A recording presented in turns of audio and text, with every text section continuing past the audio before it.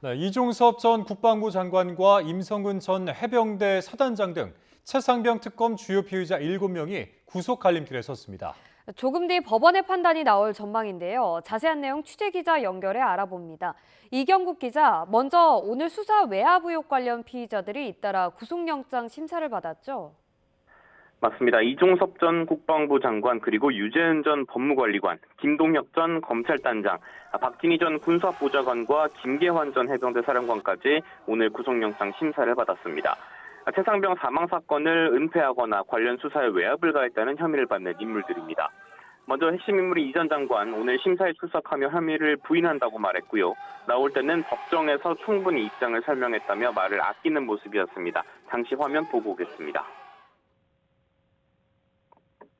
심사 과정에서 충분히 소명하셨나요?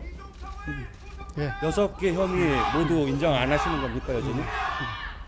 그리고 이첩 보류가 아직도 적법한 권한이라고 생각하십니까?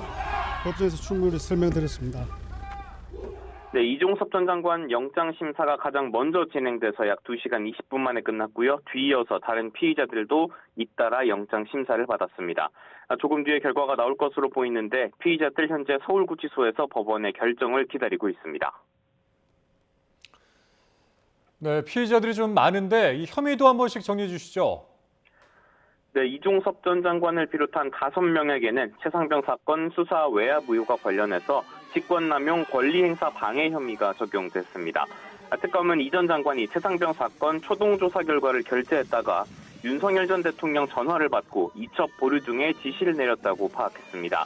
이 전 장관은 이 같은 지시가 직권남용에 해당하지 않는다며 혐의를 부인했고요.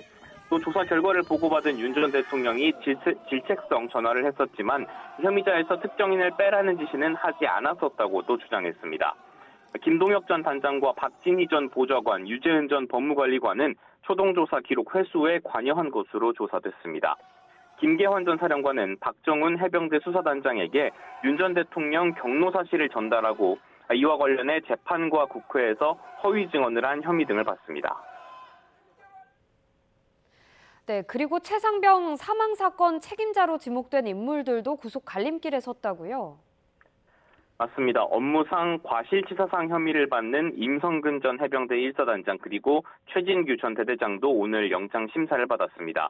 임 전 사단장은 순직한 최상병의 상급 부대장으로 구명조끼나 안전장비 지급 없이 무리한 수색작전을 지시했다는 의혹을 받습니다.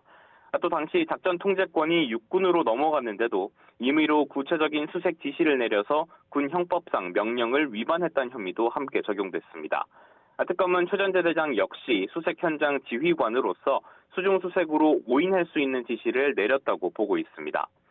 이처럼 수사 외압 의혹 그리고 최상병 사망 사건까지 특검이 수사해온 주요 사건 피의자들 한꺼번에 구속 갈림길에 섰습니다.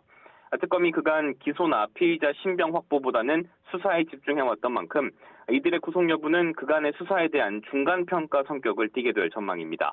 또 특검이 조사를 계획하고 있는 정점 윤 전 대통령 수사에도 큰 영향을 미칠 것으로 예상이 됩니다.